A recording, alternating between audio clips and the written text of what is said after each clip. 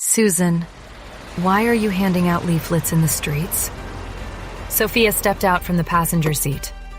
Susan's chest tightened, but her expression remained unreadable. Jacob once said the passenger seat of his car belonged only to her. The irony stung like a fresh wound. Where else would I be? Drew Corp?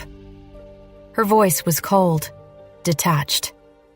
Sophia pursed her lips, feigning concern. I didn't mean that. What's with that tone? Jacob's sharp voice cut through the air as he got out and slammed the door behind him. Your sister is being kind to you. His gaze swept over Susan, filled with disgust. Take a good look at yourself. You're the young lady of the Drew family. Don't you feel ashamed of yourself? Susan met his glare, pain lancing through her chest. His words hurt more than she wanted to admit. Why should I be ashamed? I'm working honestly by handing out leaflets instead of stealing from others. Jacob's jaw tightened, but before he could speak, Sophia interjected smoothly. Jacob didn't mean it like that. He thinks you shouldn't be doing something like this. She smiled faintly. Look, we've just secured a renovation deal with the developer of Mandarin Garden for their luxury studios. Over 1,000 suites. The profit could be in the millions. Come assist me. Shouldn't us sisters work together to make Drew Corp better? Susan's grip on the leaflets tightened, her voice sharp with frustration. Don't you get tired of being a hypocrite every minute? Can you stay away from me? I don't have the energy to entertain you. That's enough, Jacob barked. Sophia is offering you a hand out of kindness, but you simply assume the worst of her. You're unbelievable. Me? Susan's voice trembled with disbelief. Are you too blind to see what kind of woman she is? Would we have separated if not for her?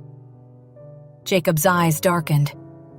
Sophia loves me so much, but you? You reprimand us for the way things turned out, but you never loved me like she does. Susan's breath hitched. Her heart fractured, but anger burned hotter. Fine. My love doesn't compare to hers. Leave. Get out of my sight. She flung the stack of leaflets at them. Mad woman. Jacob shielded Sophia, nudging her aside. Susan lost her balance, falling hard onto the ground. The leaflets scattered across the pavement like broken dreams. By the time she looked up, Jacob was already guiding Sophia back to the car, their fingers interlocked. Sophia glanced over her shoulder, flashing a smug, triumphant smile. The Lamborghini sped away, leaving Susan behind, alone, aching, and hollow. For the first time, she felt like she had truly lost everything. Ethan had just driven out of Omnicorp. As he waited for the traffic light to turn green, something on the side of the road caught his eye. Leaflets scattered across the pavement like fallen autumn leaves. A lone figure bent at the waist, picking them up one by one. Her white shirt clung to her back, damp from the heat. His brows furrowed. He recognized that shirt. Susan had worn when he left the house that morning. The light turned green, but instead of driving forward, he made a sharp U-turn and pulled over. His shoes crunched against the uneven sidewalk as he walked toward her, bending down to retrieve a leaflet. Leave me alone, she muttered, her voice thick with unshed tears. I don't want to see your face. Her hand trembled as she reached for another paper, her gaze still lowered. Susan. The familiar, low voice made her look up, startled. Through the blur of tears clouding her eyes, she recognized those sharp, defined features. Ethan Williams? She whispered, confusion flickering across her tear-streaked face. His brow twitched in mild irritation. Lately, she'd taken to calling him hubby, and hearing his full name from her felt strangely distant. "Who upset you?" His sharp eyes swept over her red, puffy eyes and tear-streaked cheeks. She's been crying. It was the first time he'd seen her like this. The woman who usually teased him with playful defiance looked utterly defeated. Susan bit her lip, frustration surging. "Your stupid nephew. Selfish, unfaithful, head full of..." But she stopped herself. He doesn't know. He can't. Someone threw my leaflets on the ground," she said, lowering her gaze, feigning indifference. Ethan's eyes dropped to the paper in his hand. His fingers clenched slightly around the glossy edge. "Handing out leaflets?"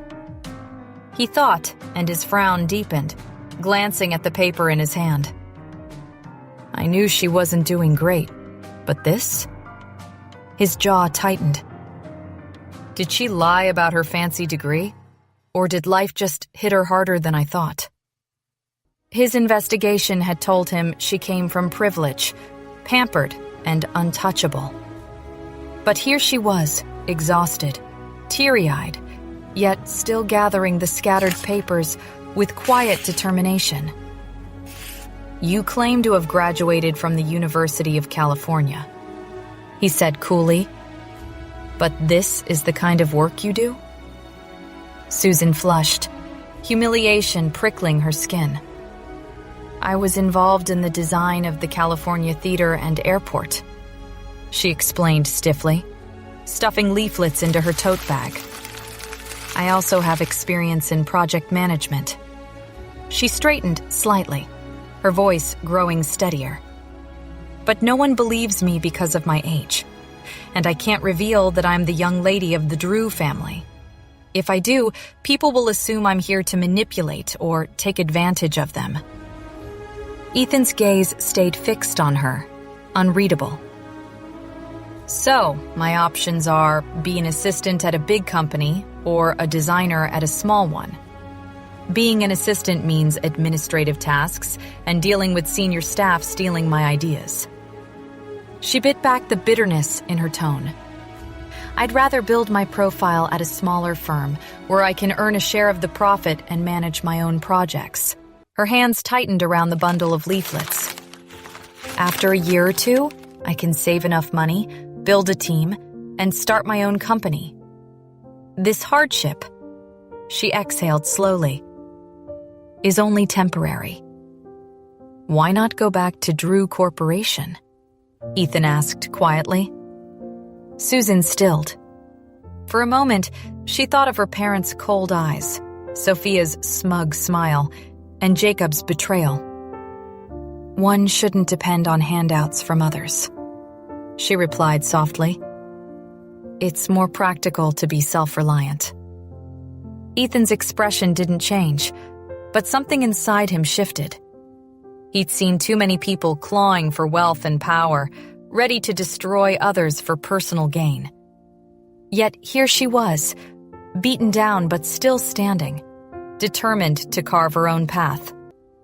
His respect for her deepened in a way he hadn't anticipated.